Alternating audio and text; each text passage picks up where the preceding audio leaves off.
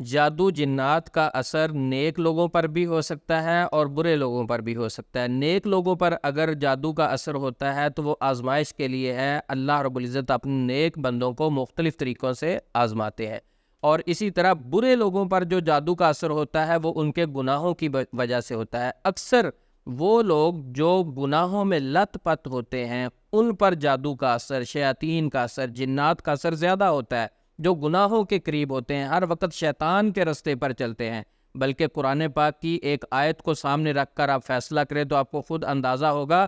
اللہ رب العزت اعلان فرماتے ہیں وَمَن يَعْشُ عَن ذِكْرِ الرَّحْمَنِ نُقَيِّضْ لَهُ شَيْطَانًا فَهُوَ لَهُ قَرِينٌ، جو اللہ کے ذکر سے اعراض کرتا ہے، جو اللہ کی نصیحت سے منہ موڑتا ہے، اندھا بن جاتا ہے، نُقَيِّضْ لَهُ شَيْطَانًا فَهُوَ لَهُ قَرِينٌ، اس پر اللہ کی طرف سے ایک شیطان مقرر کر دیا جاتا ہے۔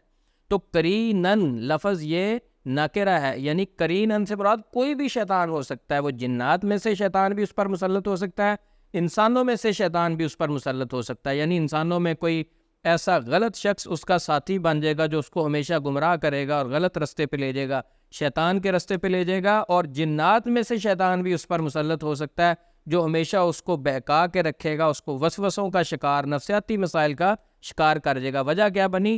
اللہ کے ذکر سے اعراض، یہ وجہ بنی۔ نبی مکرم صلی اللہ علیہ وسلم ایک مرتبہ تشریف فرما تھے، آپ صلی اللہ علیہ وسلم نے اس طرح خط کھینچا ایک سیدھا، اور اس کے بعد 2 خط دائیں کھینچے اور 2 بائیں کھینچے۔ بعد میں آپ نے فرمایا یہ جو سیدھا رستہ ہے یہ اللہ کا رستہ ہے، اللہ کی طرف لے کے جا رہا ہے۔ یہ جو دائیں بائیں 2 لائنیں آپ نے لگائی، جو خط کھینچے، فرمایا یہ شیطان کے رستے ہیں، یہ گمراہی کے رستے ہیں۔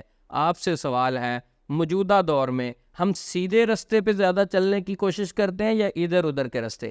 ادھر ادھر کے رستوں کو زیادہ لوگ ترجیح دیتے ہیں، ادھر ادھر نکل جاتے ہیں، اللہ اور اس کے رسول کے رستے کو چھوڑ دیتے ہیں۔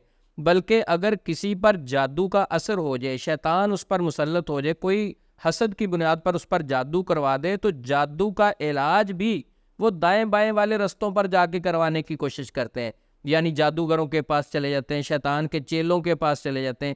پہلے جو آپ پر جادو ہوا اس میں بھی جنات شیاطین استعمال ہوئے، اور علاج کے لیے، ہیلپ کے لیے پھر وہ شیاطین کی طرف چلے جاتے ہیں۔ شیطان بھی کسی کا خیر خواہ ہو سکتا ہے، شیطان بھی کسی کے بھلے کا مشورہ دے سکتا ہے۔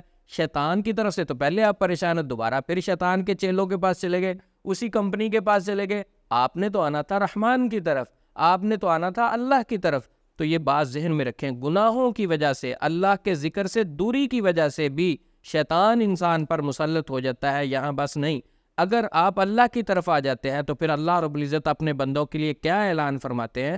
ان عبادی لیس لک علیہم سلطان الا من اتبعک من الغاوین۔ اس آیت میں اللہ رب العزت نے فرمایا جو میرے بندے ہوں گے، شیطان تیرا اس پر کوئی بس نہیں چلے گا۔ اللہ کے بندوں پر شیطان کا کوئی بس نہیں چلتا۔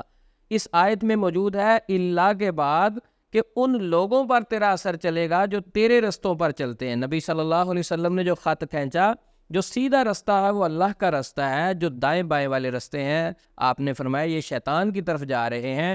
تو اکثر ہم دائیں بائیں والی لائنوں پر چلے جاتے ہیں، گمراہ ہو جاتے ہیں، پھنس جاتے ہیں۔ ہمیشہ سیدھے رستے پہ رہیں۔ سیدھا رستہ کون سا ہے؟ جو اللہ اور اس کے رسول کی طرف جاتا ہے۔ سیدھا رستہ کون سا ہے؟ جو قرآن و سنت کی شکل میں ہمارے پاس موجود ہے۔ جب ہم قرآن اور سنت والی رسی کو چھوڑ دیتے ہیں، قرآن کو چھوڑ دیتے ہیں، حدیث کو چھوڑ دیتے ہیں، تو پھر ہم بہکنا شروع ہو جاتے ہیں، پھر ہماری زندگی میں گمراہیاں آنا شروع ہو جاتی ہیں، گمراہیاں ہماری مقدر میں آ جاتی ہیں۔ جب ہم اللہ اور اس کے رسول کی رسی کو مضبوطی سے پکڑتے ہیں، پھر زندگی میں برکت آنا شروع ہو جاتی ہے، سکون آنا شروع ہو جاتا ہے۔ تو لہٰذا شروع میں جو میں نے بات کی، اللہ کے نیک بندوں پر بھی جادو کا اثر ہو سکتا ہے، وہ کچھ دیر کے لیے ہوتا ہے، تھوڑا اثر ہوتا ہے، وہ ختم ہو جاتا ہے۔ لیکن جو برے لوگوں پر اثر ہوتا ہے وہ ایک دلدل میں پھنس جاتے ہیں۔ اذکار کے ساتھ ساتھ، دعاؤں کے ساتھ ساتھ انہوں نے اپنے گناہوں سے بھی توبہ کرنی ہے، انہوں نے شیطان کے رستوں کو بھی چھوڑنا ہے، انہوں نے شیطان کی دوستی کو بھی توڑنا ہے، انہوں نے اپنا دوست اپنے رب کو بنانا ہے، اپنے پیدا کرنے والے کو بنانا ہے۔ جس دن اس نے اپنا دوست اپنے رب کو بنا لیا، انشاءاللہ دنیا کی یہ چھوٹی چھوٹی پریشانیاں، چھوٹی چھوٹی ٹینشنیں خود بخود اس کو چھوڑ کر بھاگ جائیں گی، کیونکہ وہ رب بہت پاورفل ہے، وہ زمین و آسمان کا مالک ہے، وہ ہمیں پیدا کرنے والا ہے۔ ہمیشہ ہم اللہ کی حفاظت میں رہتے ہیں، ہمیشہ ہم اللہ سے دعا یہی کرتے ہیں، اللہ تیرے ہم بندے ہیں، تجھ سے ہی مانگتے ہیں اللہ رب العزت ہمیں حاسدین کے حسد، حاسدین کے شر سے محفوظ رکھے، شیاطین کے شر سے محفوظ رکھے، ہر اس چیز سے محفوظ رکھے جو ہمیں نقصان پہنچا سکتی ہے۔